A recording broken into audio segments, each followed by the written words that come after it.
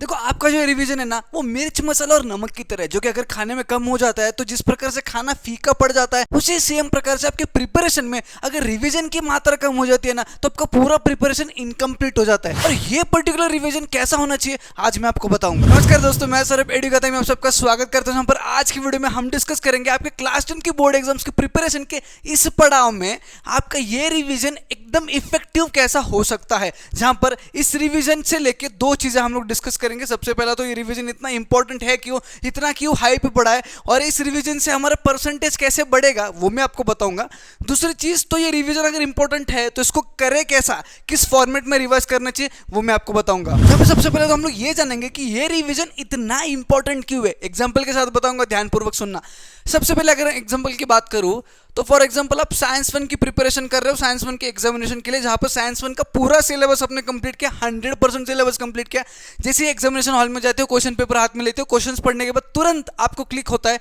कि पूरा का पूरा पेपर मुझे आ रहा है, ऑलमोस्ट सारे क्वेश्चन के आंसर्स मुझे आ रहे हैं। और जैसे आप पेपर को अटेम्प्ट करने की शुरुआत करते हो, कुछ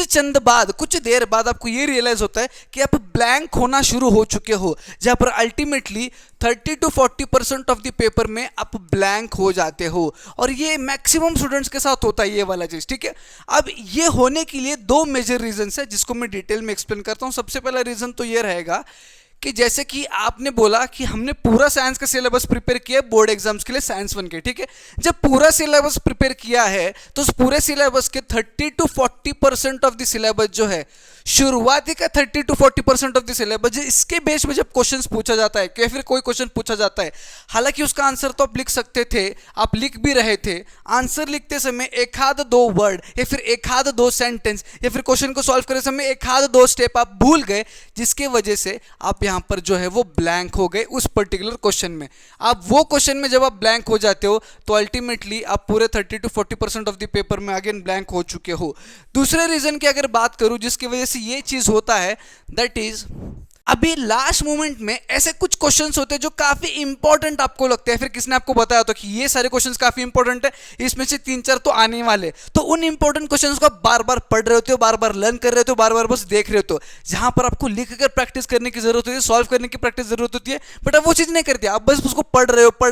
हो। और जब वही क्वेश्चन पेपर में पूछा जाता है तो वहां पर कॉन्फिडेंस के चलते अगेन आप 2 से 3 वर्ड, 2 से 3 सेंटेंसेस या 2 से 3 स्टेप उस पर्टिकुलर क्वेश्चन के भूल जाते हो, जिसकी वजह से अगेन आप वहां पर ब्लैंक हो चुके हो। आप अल्टीमेटली एक क्वेश्चन में ब्लैंक हो चुके हो तो जिसके बारे में सोचते हुए 30 to 40% ऑफ द पेपर में आप ब्लैंक हो जाते हो, and this is purely because of lack of revision. दूसरे एग्जांपल की अगर बात करूं तो ध्यानपूर्वक सुनना। अब होता क्या है ना, ये जो इंपॉर्टेंट पीरियड चल रहा है इसमें सारे बच्चे फोकस करते हैं इंपॉर्टेंट चैप्टर पे जिसका वेटेज ज्यादा है, इंपॉर्टेंट टॉपिक्स पे जिसकी बेस पे क्वेश्चंस पूछे जाते हैं, या फिर इंपॉर्टेंट क्वेश्चंस पे जो हालांकि बोर्ड्स में पूछे जाने वाले हैं फिर पूछे जा सकते हैं। अब जब इन सारे चीजों पे फोकस कर रहे होते बच्चे, सारे स्टूडेंट्स अभी की प्रिपरेशन के समय पे, वो एक्चुअली 100% ऑफ द सिलेबस में से बस 60 to 70% ऑफ द सिलेबस को ही पढ़ रहे हैं, जो इंपॉर्टेंट टॉपिक्स, इंपॉर्टेंट क्वेश्चंस या फिर इंपॉर्टेंट चैप्टर्स होने वाले हैं, ठीक है। अब ये 60 to 70% ऑफ द जब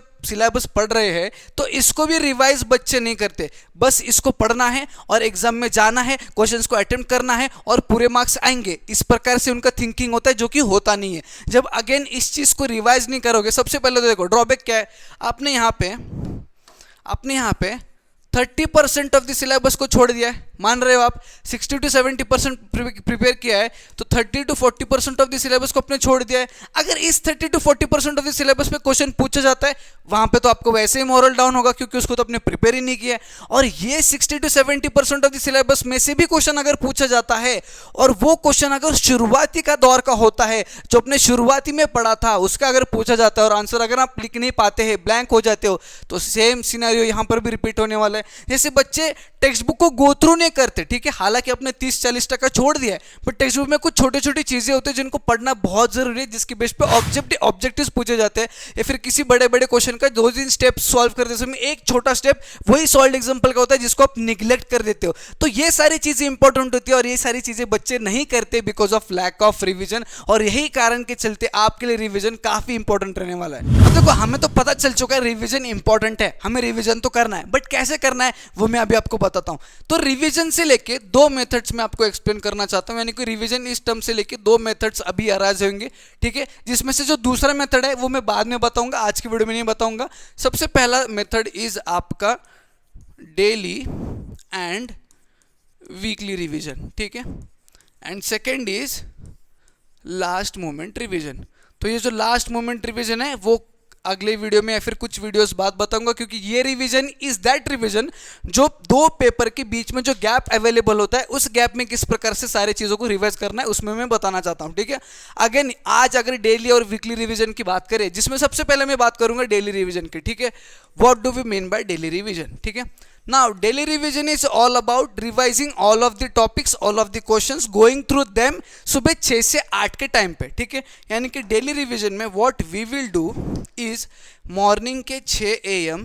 से लेके 8 AM का समय हम लोग रिवीजन करने के लिए देंगे, 2 घंटे का समय रिवीजन करने के लिए देंगे, जहां पर इस रिवीजन में जितने भी चीजें हमने पहले वाले दिन में पढ़े थे, पिछले दिन में पढ़े थे, उन सारे चीजों को गो थ्रू करेंगे। क्या करेंगे? गो थ्रू करेंगे। Whether it is a topic, whether it is a concept, whether it is a question, या फिर किसी क्वेश्चन का सोल्यूशन, या फिर किसी क्वेश्चन का आंसर हो, जो कुछ भी आपने पढ़ा है पहले दिन, उन सारे चीजों को हम सुबह के 6 से 8 बजे का जो टाइम है उसमें रिवाइज करेंगे। अब क्या होगा, यहाँ पे जो आप ब्लैंक हो जाते हो ना, 2-3 वर्ड भूल के, 2-3 लाइन भूल के, 2-3 स्टेप भूल के, ये ब्लैंक होने की चांसेस जो है यहाँ पे वो कम होने वाला है जब आप ये चीज फॉलो करेंगे हर रोज, ठीक है। दूसरी चीज, जब